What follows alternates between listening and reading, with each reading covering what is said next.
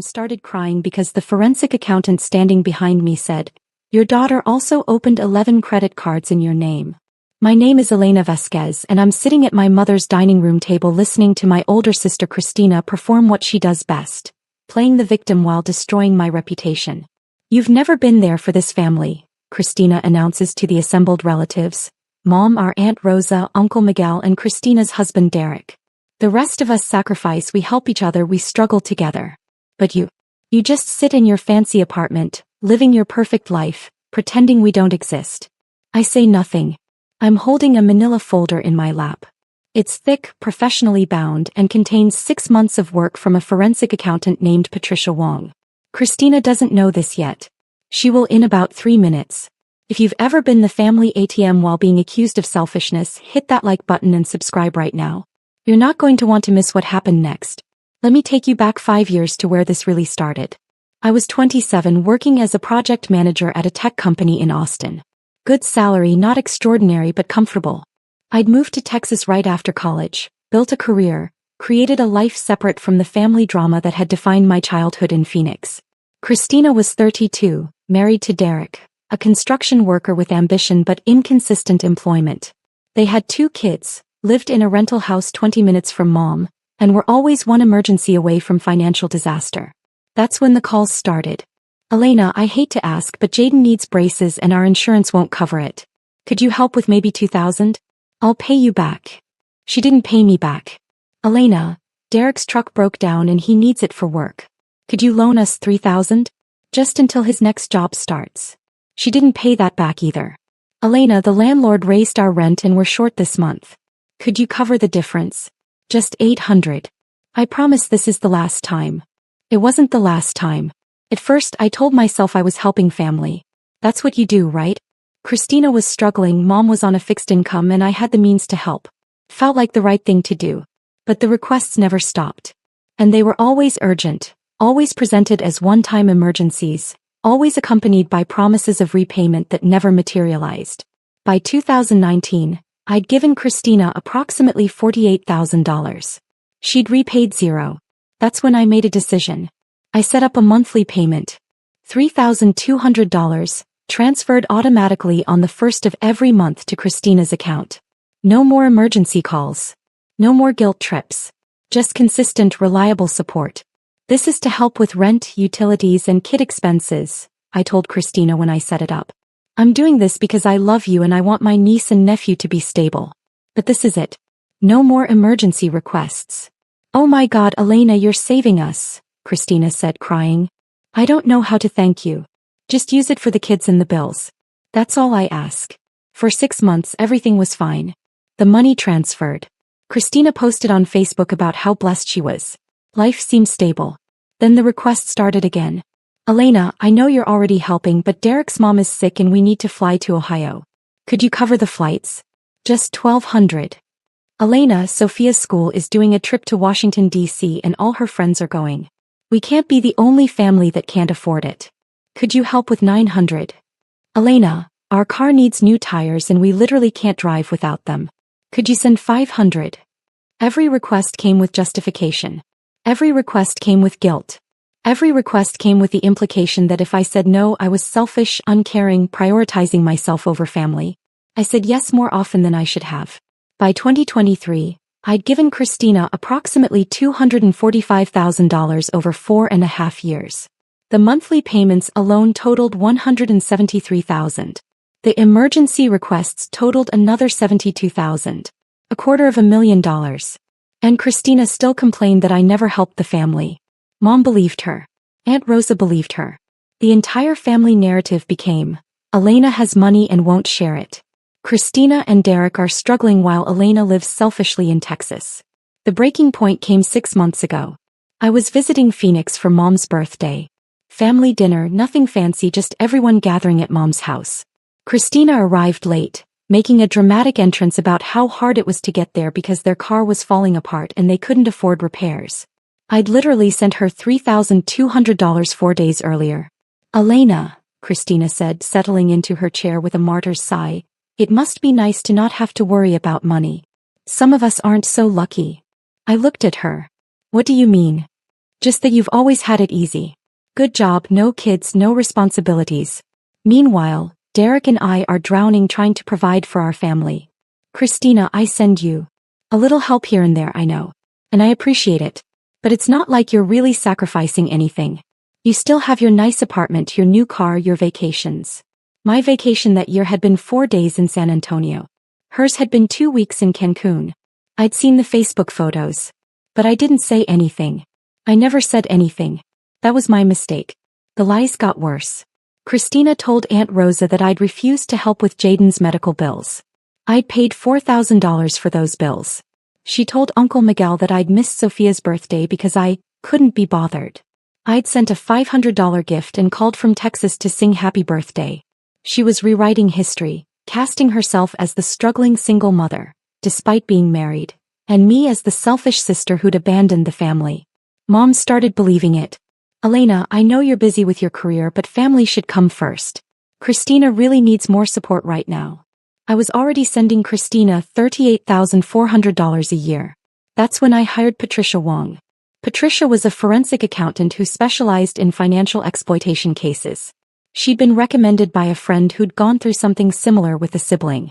I need documentation, I told Patricia during our first meeting. Every dollar I've sent, every request, every promise of repayment. All of it.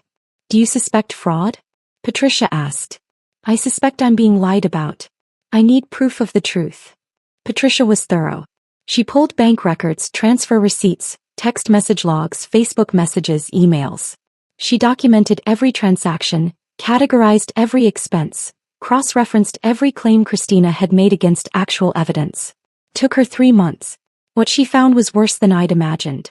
Drop a comment and let me know where you're watching from tonight. The report was 147 pages long. Professional, detailed, devastating. Section 1. Financial support provided. Monthly transfers. $3,200 x 55 months equals $176,000. Emergency requests. 47 separate payments totaling $69,000. Direct payments to vendors. Medical, school, utilities $23,400. Total support provided, $245,000. Section 2, repayment received. Total, $0. Section 3, claimed versus actual need. This section was illuminating. Patricia had cross-referenced Christina's requests against her social media posts and credit card statements, which Christina had stupidly used my address for when she'd opened accounts, giving Patricia legal access through the fraud investigation. Christina claimed she couldn't afford school supplies. She'd spent $800 at Sephora that same week. Christina claimed they were behind on rent. They'd booked a cruise. Christina claimed Jaden's medical bills were bankrupting them. They'd bought a boat. A boat. Section 4. Identity theft and fraud. This was the section that changed everything. Patricia had found 11 credit cards opened in my name. Total balance, $167,000. The cards had been opened over 3 years, using my social security number, my address, and forged signatures. They'd been used for everything from furniture to vacations to cash advances. The payments had been made sporadically, mostly minimum payments, tanking my credit score. I'd noticed my credit score dropping 2 years ago but assumed it was an error. I'd been meaning to investigate but kept putting it off. Patricia hadn't put it off. She'd traced every card to applications filled out from Christina's IP address. She'd found selfies Christina had posted on Facebook wearing jewelry purchased on my fraudulently obtained credit. She documented everything. Section 5. Legal options. Patricia laid out my options clearly. File criminal charges for identity theft, felony 1 to 5 years prison. File civil suit for restitution, $167,000 plus damages. Report to credit bureaus and creditors. Destroy the fraudulent accounts. Demand repayment privately with legal threat. Cut contact and absorb the loss. She recommended options 1, 2, and 3 simultaneously. I chose to give Christina one chance first. One family dinner. One opportunity to tell the truth. That brings us to tonight. I'm sitting at Mom's table holding the folder, listening to Christina perform her greatest hits of victimhood. We're about to lose our house, she's saying now, voice trembling with practiced emotion. Derek's been working every job he can find, I'm doing everything I can, and we still can't make it. Meanwhile, Elena sends maybe a couple $100 here and there when she feels like it. Couple $100 here and there. Aunt Rosa looks at me with disappointment. Elena, Miji, you have to help your sister. Family is everything. Uncle Miguel nods. Your mother raised you better than this. Mom won't meet my eyes. She's clutching her rosary, probably praying for me to stop being so selfish.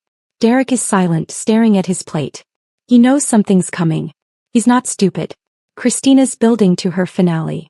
I don't ask for much. I never have. I work hard, I sacrifice for my kids, I do everything right. And my own sister can't even. $3,200, I say quietly. Christina stops mid-sentence. What? $3,200. That's what I send you every month. Automatically. On the first of the month. I've been doing it since January 2019. The table goes silent. That's not, Christina stammers.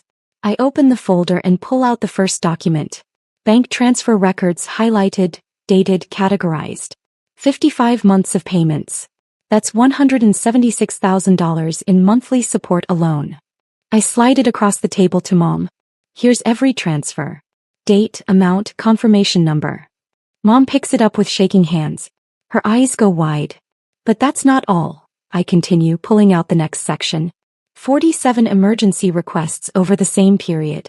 Braces, car repairs, medical bills, rent, school trips, Christmas presents, Easter expenses, back-to-school shopping, Derek's tools, the kids' birthday parties. $69,000 in one-time payments. I slide that across to Aunt Rosa. And then there are the direct vendor payments. The times you gave me account numbers and I paid your electric bill, your water bill, Jaden's orthodontist, Sophia's dance classes. $23,400 paid directly to service providers. Uncle Miguel takes that page, scanning it in disbelief. Which brings us to a total of $245,000 in financial support I've provided to Christina over the last 4.5 years. Christina's face has gone from red to white. Elena, you can't just what? Can't just document the truth? Can't just prove that your entire narrative is a lie? I pull out another section. Because this is interesting. This is Patricia Wong's analysis of your claimed need versus your actual spending. I start reading. May 2021. Claimed you couldn't afford groceries. Requested $500 for food. That same week you spent $1,200 at a luxury spa resort. June 2022. Claimed Jaden's medical bills were overwhelming. Requested $4,000. 2 weeks later you bought a boat for $8,000. Should I continue? That boat was Derek's. October 2023. Claimed you were 3 months behind on rent and facing eviction. I sent you $9,600. You weren't behind on rent. Your landlord confirmed you were current. You used the money to renovate your kitchen. Mom's rosary falls from her hands. Christina, please tell me this isn't true. Christina's eyes are filling with tears. The real kind this time, not the performative ones. It's not what it sounds like. It's exactly what it sounds like, I say. I have documentation of every lie, every exaggeration, every manipulation. For 4.5 years, you've told this family that I'm selfish while I've been sending you the equivalent of a full-time salary. Hit that subscribe button if you've ever had to prove the truth to family who refused to believe you, because what happened next was beautiful. Derek stands up. I'm going outside. Sit down, I say. It's not loud, but it's commanding. You're going to want to hear this next part. He sits. I pull out the final section. The one that Patricia hand delivered to me with a warning. This is going to destroy your relationship with your sister permanently. Make sure you're ready for that. I'm ready. Section 4, I announce. Identity theft and fraud. Christina's face goes gray. 11 credit cards, I continue. Opened in my name using my social security number, forged signatures. Total balance of $167,000. All traced back to your IP address, your devices, your spending patterns. I slide the evidence across the table. Patricia had included screenshots of the applications, spending records, and, the killing blow, Facebook photos of Christina wearing items purchased on the fraudulent cards, tagged with dates that match the purchase dates. Mom picks up the document with shaking hands. Christina, tell me you didn't. Christina is crying now. Full breakdown, mascara running, hands shaking. I was going to pay it back. I was going to fix it. We were just so desperate, and Elena had good credit, and I thought. You thought you'd commit identity theft, I finish. A felony. One that's destroyed my credit score, cost me a car loan I couldn't get last year, and has subjected me to collections calls for debts I didn't create. Aunt Rosa stands up. Elena Mija, she's your sister. Surely you can work this out. Work it out. I turn to her. She's stolen $167,000 from me. She spent 4.5 years telling everyone I'm selfish while I've been supporting her family with $250,000. She's lied to Mom, to you, to everyone. What exactly should I work out? Family forgives, Aunt Rosa says weakly. Family doesn't commit felonies against each other. There's a knock at the door. Everyone jumps. I stand up. That'll be Patricia. Who? Mom asks. Patricia Wong. The forensic accountant who prepared this report. She's here to witness this conversation and to serve as a professional third party for what happens next. I open the door. Patricia walks in, professional, in a gray suit, carrying a briefcase. She's 63, has testified in over 200 fraud cases, and doesn't suffer bullies. Good evening, Patricia says calmly. I'm Patricia Wong, certified forensic accountant. I've been hired by Ms. Vasquez to document and analyze her financial relationship with her sister Christina. She sets her briefcase on the table and opens it. I'm here to confirm that everything in this report is accurate and admissible as evidence in both criminal and civil proceedings. Derek's head drops into his hands. Patricia continues, her voice professional and devastating. In addition to the identity theft charges, which carry a potential sentence of 1 to 5 years in prison, I've also discovered evidence of wire fraud, the use of electronic transfers under false pretenses. That's a federal crime. Federal. Mom whispers. Yes, ma'am. When Ms. Christina Vasquez requested funds for purposes she knew to be false, claiming medical emergencies that didn't exist, rent arrears that weren't real, expenses that were fabricated, and received those funds via electronic transfer across state lines, that constitutes wire fraud. Christina is sobbing. Elena, please. Please don't do this. Think of Jaden and Sophia. I am thinking of them, I say quietly. I've been thinking of them for 4.5 years. That's why I sent the money. That's why I kept helping even when you never paid me back. That's why I stayed silent when you lied about me. So why now? Christina manages. Why are you doing this now? Because you couldn't stop lying. You had to make me the villain at every family gathering. You had to poison Mom against me. You had to make me out to be selfish and cruel when I've been keeping your family afloat. My voice stays level. Come. You mistook my silence for weakness. You mistook my generosity for stupidity. You mistook strategy for surrender.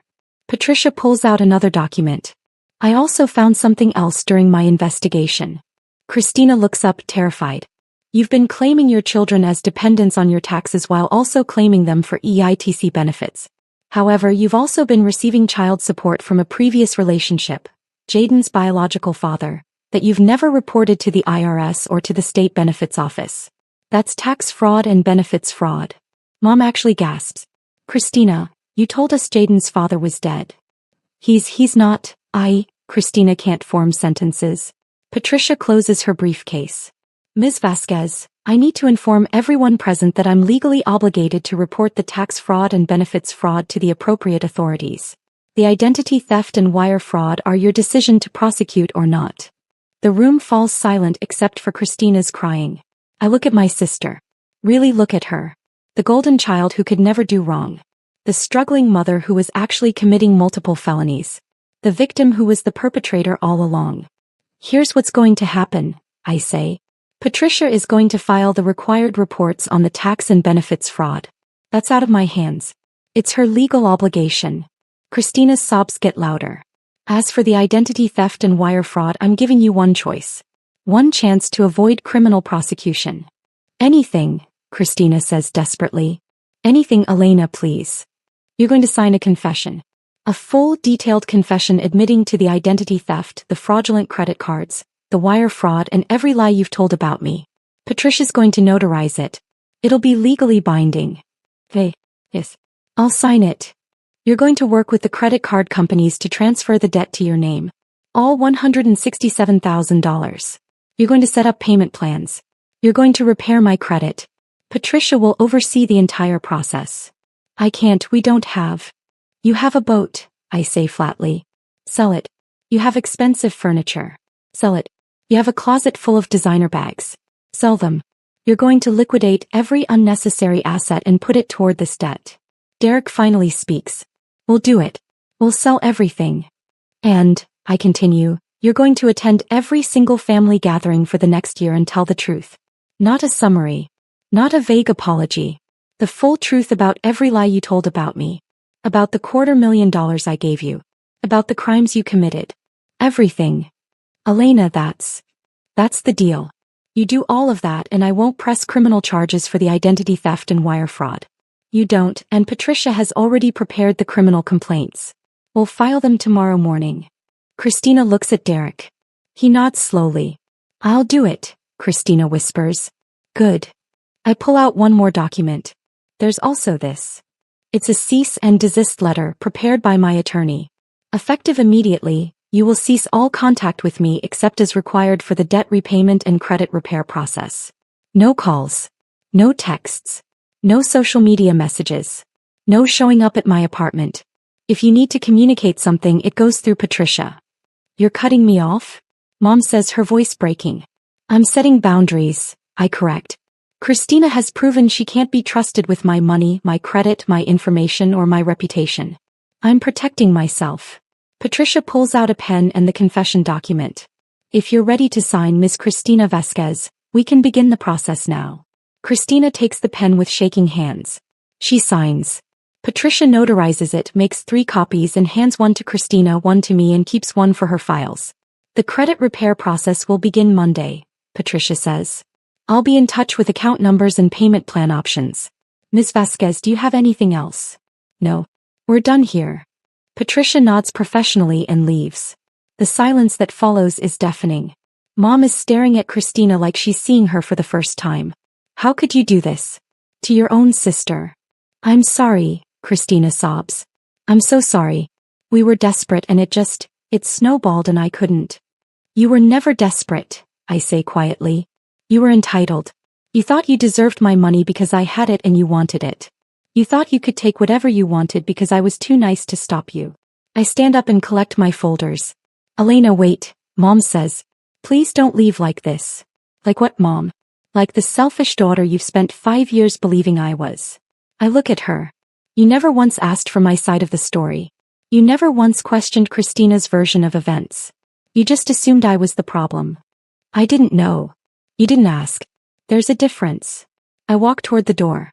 Aunt Rosa tries one more time. Elena, she's still your sister. Family is. Family is not unconditional, I interrupt. Family is earned. Christina didn't just betray my trust. She committed crimes against me for years while convincing all of you that I was the villain. That's not family. That's exploitation with a genetic connection. I open the door. Will I ever see you again? Mom asks, crying. I pause. That depends on you. If you can acknowledge what actually happened here, not make excuses for Christina, not minimize the fraud, not ask me to forgive and forget, then maybe. But if you're going to defend her, enable her, or pressure me to work it out, then no. That's harsh, Uncle Miguel says. No, I say. Harsh was committing $167,000 in identity theft. Harsh was lying about me for years. Harsh was destroying my credit while taking my money. What I'm doing. This is just boundaries. If you've ever had to walk away to save yourself, tell me your story in the comments. What would you have done? I left Mom's house and drove to my hotel. I wasn't staying with family this trip.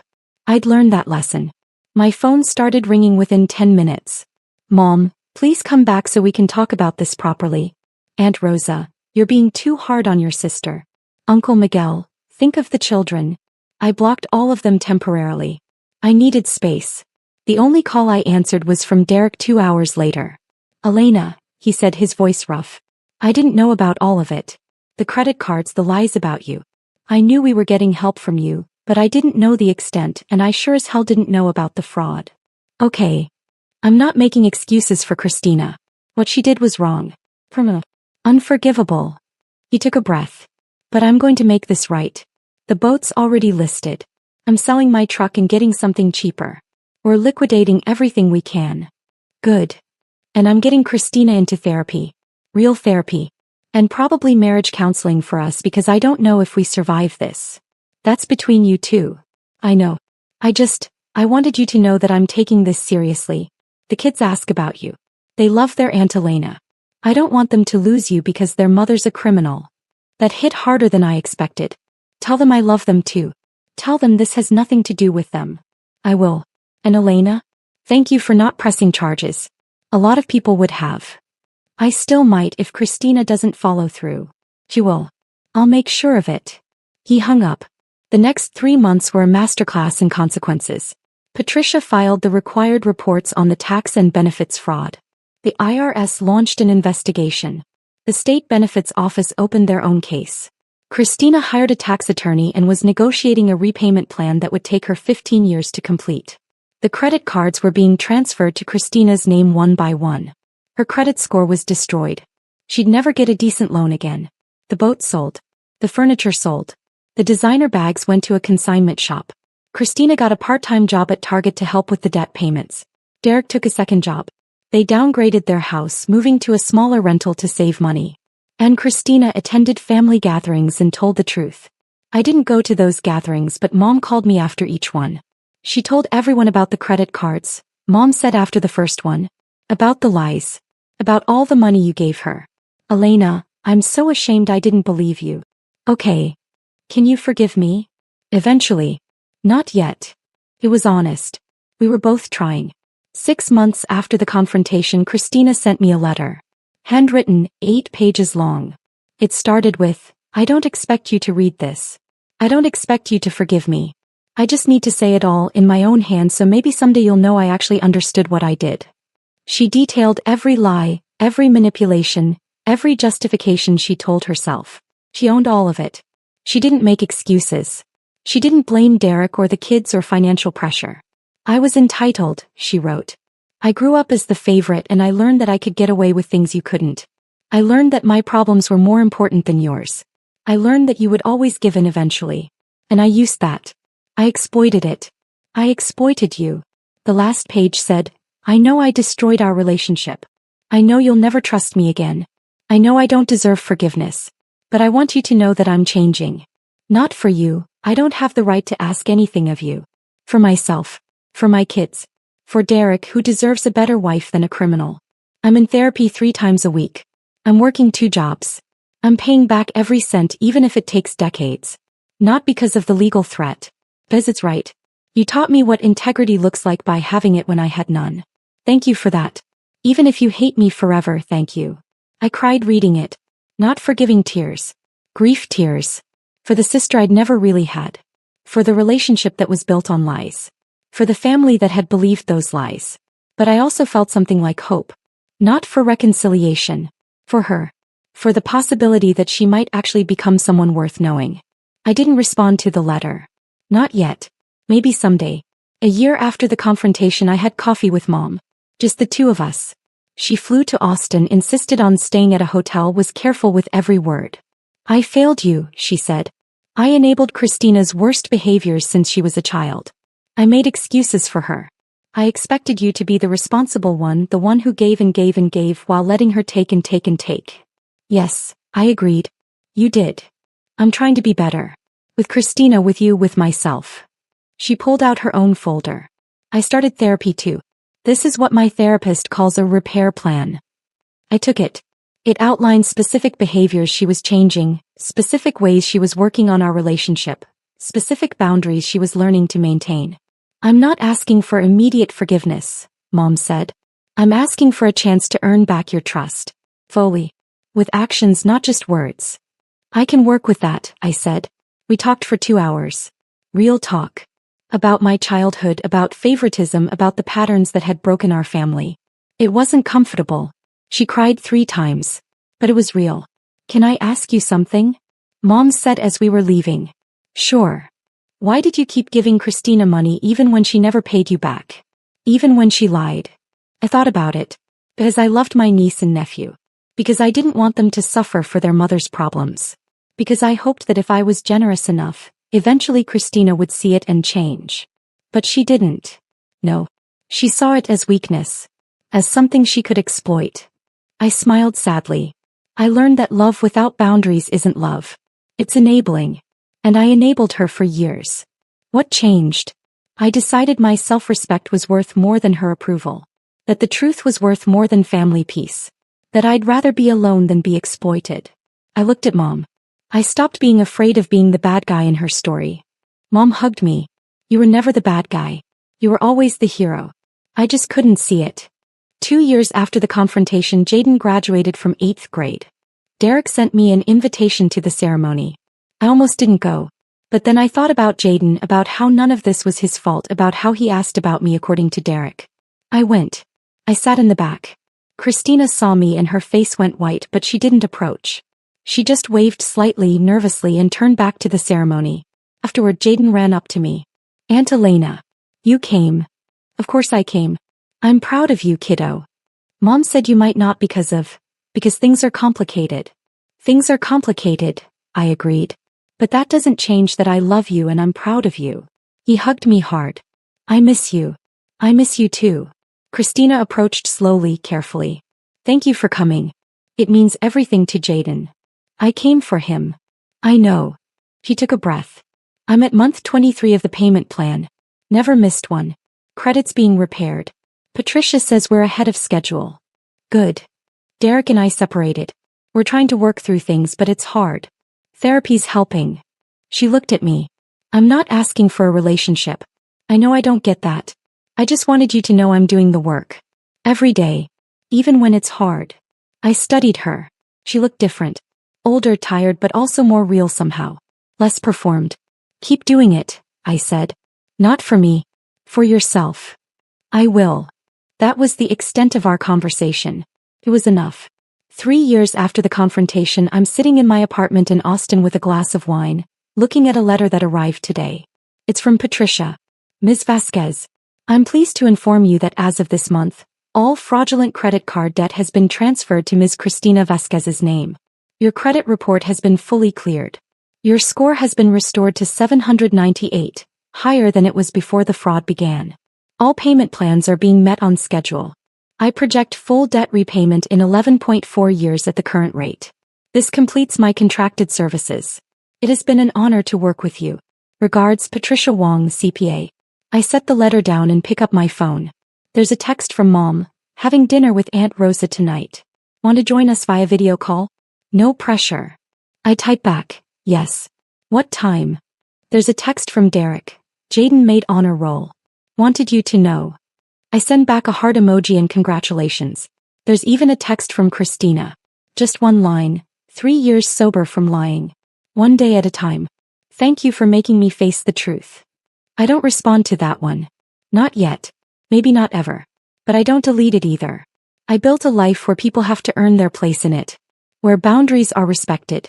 Where the truth matters more than comfort. I lost a sister I never really had. I almost lost a mother.